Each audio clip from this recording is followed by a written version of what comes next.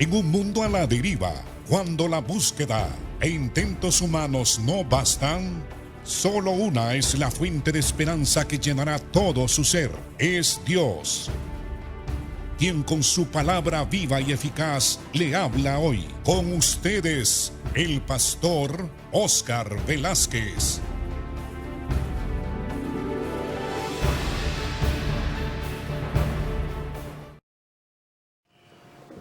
Amados hermanos, los saludo.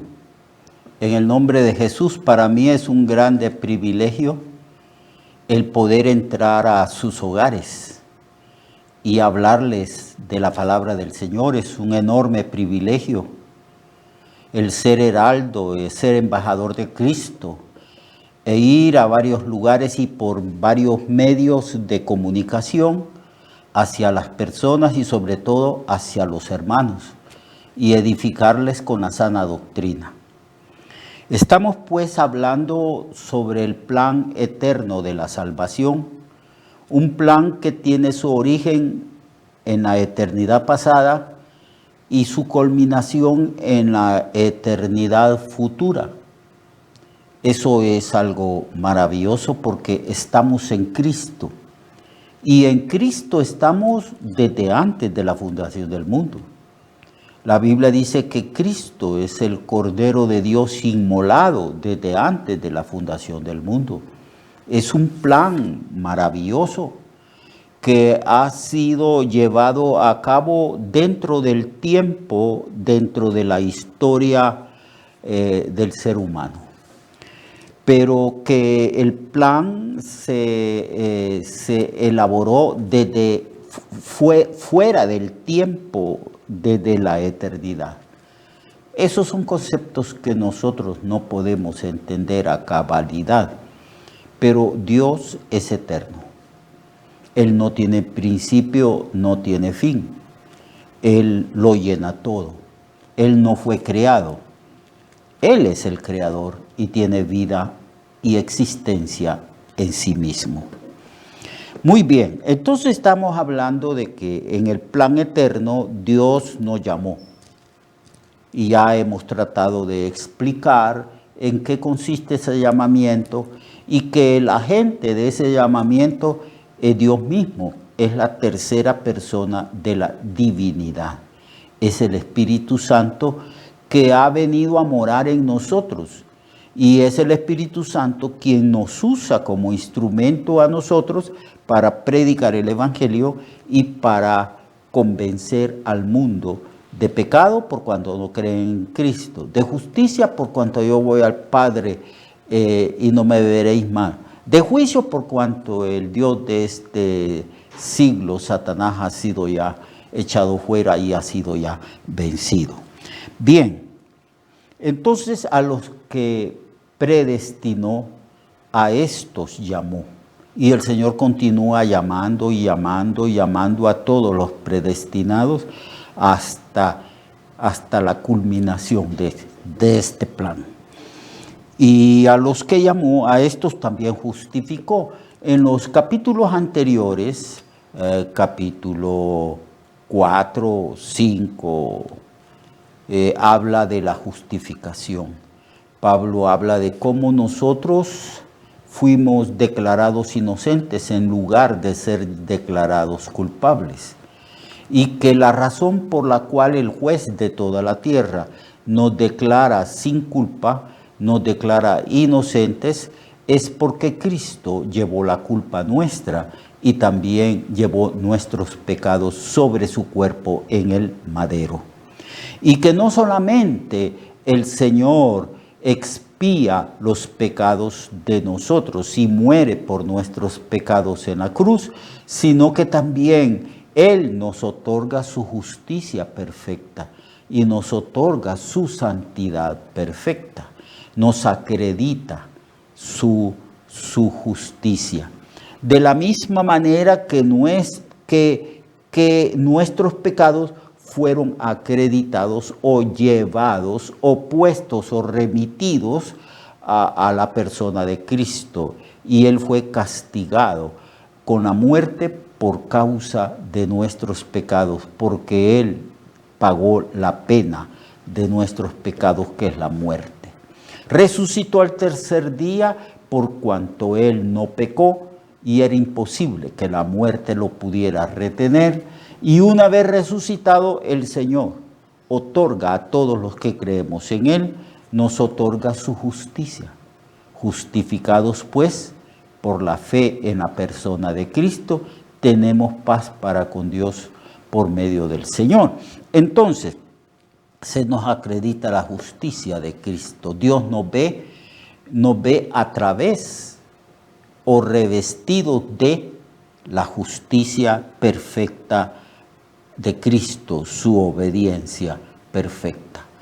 Esto es una obra maravillosa, pero que tenemos que predicar y tenemos la obligación de explicar. Y los creyentes que son sometidos a esta forma de doctrina, estamos también con la obligación de creer, porque la palabra de Dios es verdadera, inerrante, no tiene errores, es perfecta.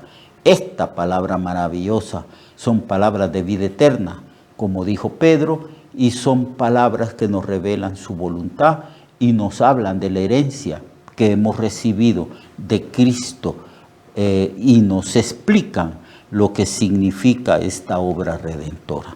Entonces, a los que predestinó, a esto llamó. A los que llamó, a estos justificó. Nos perdona a causa de la obra redentora de Cristo en la cruz, y también el Señor nos reviste de la justicia perfecta de Cristo. Entonces somos justificados. En el tribunal de Dios, donde nosotros comparecimos, no se nos declaró culpables siendo culpables. Y entonces la pregunta que surge es esta: ¿cómo es que el juez justo de toda la tierra puede declarar sin culpa a los culpables? Ahí es donde entra en juego la obra de Cristo, expiatoria y redentora, y la muerte sustitutoria de Cristo a favor de nosotros. Eso es lo que hemos estado explicando todos estos días anteriores. Y se nos otorga entonces también la justicia de Cristo, se nos acredita su justicia. Eso es lo que significa esta frase: a los que predestinó, llamó, y a los que llamó, a estos, específicamente a los llamados, los justificó, nos declaró sin culpa. Ya no, nadie puede acusarnos.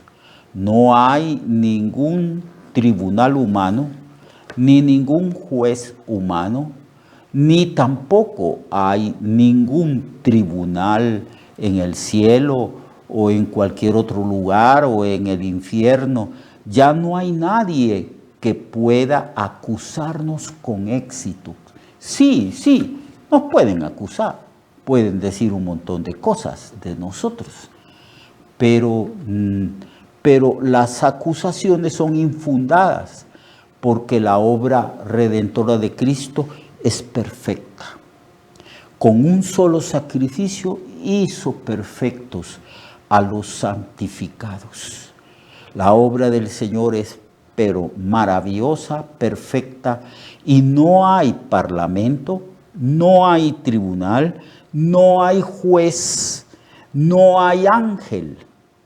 No hay ningún tribunal en ninguna parte del universo creado por Dios que pueda atreverse a juzgarnos, porque en el tribunal de Dios fuimos declarados sin culpa por la muerte expiatoria y sustitutoria de Cristo en la cruz.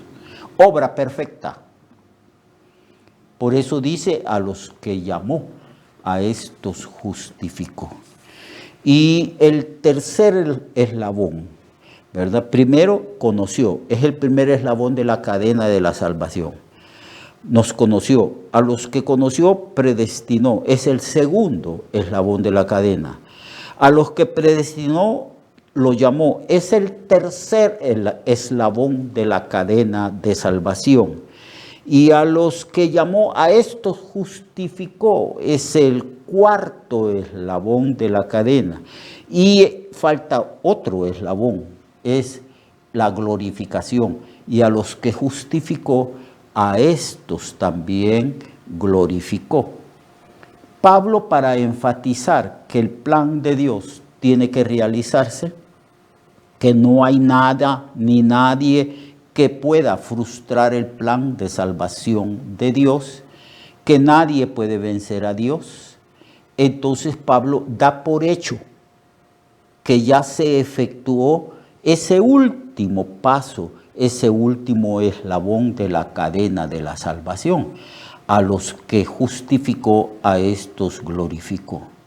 Por supuesto, hermanos, mire su cuerpo, yo veo mi cuerpo, todavía nuestro cuerpo todavía no ha sido glorificado.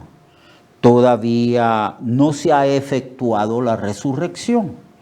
Pero es tan cierto que se efectuará que Pablo lo da por sentado. Pablo lo da por hecho, por efectuado. A los que justificó, a estos también glorificó. Cuando Cristo venga, entonces la Biblia en Tesalonicenses describe la glorificación del cuerpo.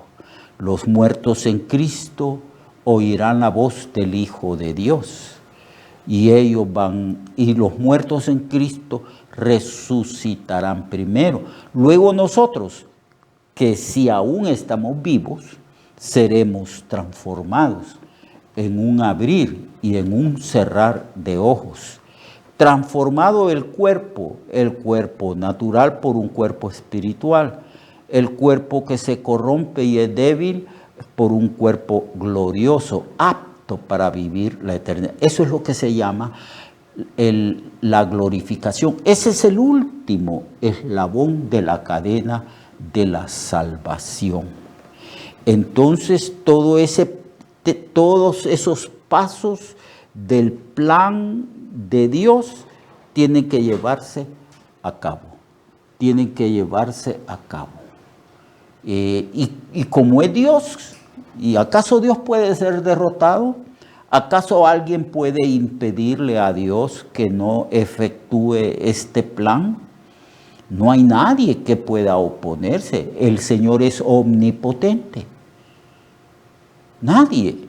Satanás es simplemente un ángel al cual Dios le ha permitido un cierto grado de libertad.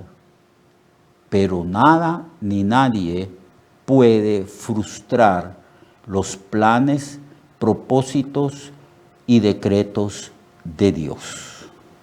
Por eso Pablo dice, aunque todavía no somos glorificados, yo escribo bajo inspiración del Espíritu Santo que la glorificación es tan cierta que escribo como si ya se hubiese efectuado. A los que justificó, a estos glorificó. Luego Pablo, maravillado por la ejecución de ese plan de salvación, de esa cadena de salvación, entonces Pablo pronuncia una pregunta retórica. Él dice, ¿qué pues diremos a esto? O sea, ¿qué pues diremos a este plan de salvación? ¿Qué pues diremos a esta cadena de salvación? ¿Qué pues diremos a la elección y a la predestinación desde antes de la fundación del mundo? ¿Qué pues diremos al llamamiento y al propósito de Dios de estarnos conformando a la imagen de su Hijo? ¿Qué pues diremos a la obra justificadora, redentora y expiatoria de Cristo? ¿Y qué diremos a la manifestación gloriosa cuando Cristo venga y nos levante de la tumba y los cristianos que aún estén vivos sean transformados en un abrir y cerrar de ojos. ¿Qué diremos a esto? Entonces él dice, dos preguntas. ¿Qué pues diremos a esto?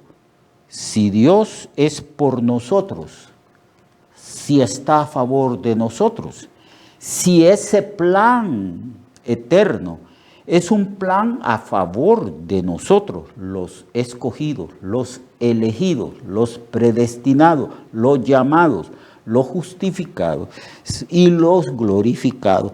¿Qué pues diremos a esto? Si Dios es por nosotros, entonces, ¿quién estará en contra de nosotros? ¿Quién estará en contra de Dios? ¿Quién se va a oponer a este plan de Dios y a estos eventos que están en cadena? ¿Quién se va a oponer? Por ventura, ¿hay alguien que puede oponerse? El diablo y los hombres malos, perversos, ateos, incrédulos. ¿Y quiénes son ellos frente al gran poder de Dios? Son como nada. Son menos que nada. Esa es la expresión. Menos que nada. Por eso Pablo hace esta pregunta. ¿Quién puede estar en contra de nosotros? Si Dios en ese plan maravilloso ha dado lo máximo, que es a su propio Hijo, el que no escatimó ni a su propio Hijo, sino que lo entregó por todos nosotros, vuelve a plantear otra pregunta, ¿verdad? ¿Cómo no nos dará con Cristo todas las demás cosas? Si ya nos dio lo más caro, ya nos dio lo más grande, lo más valioso para Él, que es su Hijo. Y juntamente con su Hijo todas las demás cosas son añadiduras. ¿Cómo no nos dará con Él todas las cosas? Si ya nos dio a su Hijo, entonces ¿cómo nos va a negar lo demás? Si ya nos dio lo más caro, lo más glorioso, lo más valioso. Lo que Él amaba más nos lo dio a nosotros, que es Cristo. ¿Cómo no nos dará con Cristo las demás cosas? Somos ciertamente un pueblo privilegiado y un pueblo que Dios ciertamente nos ha favorecido. Debemos de darle al Señor, al Padre, al Hijo y al Espíritu Santo todo honor, toda honra y toda gloria. A Él sea la gloria por los siglos de los siglos de los siglos para siempre. Eternamente su nombre sea exaltado, glorificado, reconocido, alabado. Él es digno de todo honor, de tomar el reino, el poder, la riqueza, la gloria, la sabiduría le pertenece a Él. El amor, la gracia. Cristo vino a mostrarnos la gracia y de Él tomamos gracia sobre gracia. Vivamos para el Señor, hermanos. Vivamos para Él. Todos los días de rodillas le deberíamos de decir, aquí estoy, Señor, toma mi vida que a ti te pertenece. Hágase tu voluntad, Señor, soy tuyo.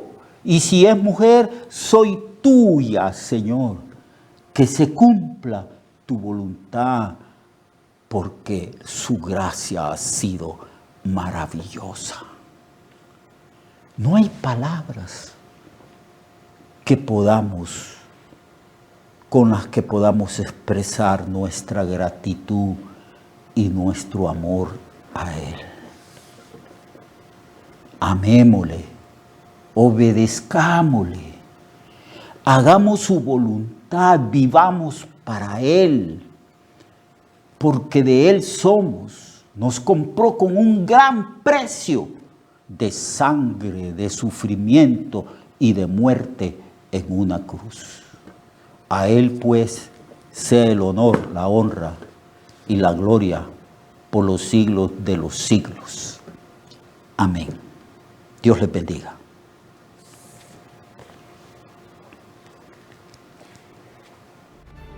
Recuerde que su vida puede cambiar y mejorar, porque la palabra de Dios es viva y eficaz, y más cortante que toda espada de dos filos. Hebreos 4:12. Nuestra oración y deseo es que esta palabra predicada lleve mucho fruto. Le esperamos en el próximo programa, a esta misma hora y en esta misma estación. Esta es una producción de Ministerios Reflexionarte, en colaboración con Cirkenu Network. Sus comentarios son bienvenidos. Escríbanos al correo reflexionartehn@gmail.com o al 504-9802-6186. 504-9802-6186.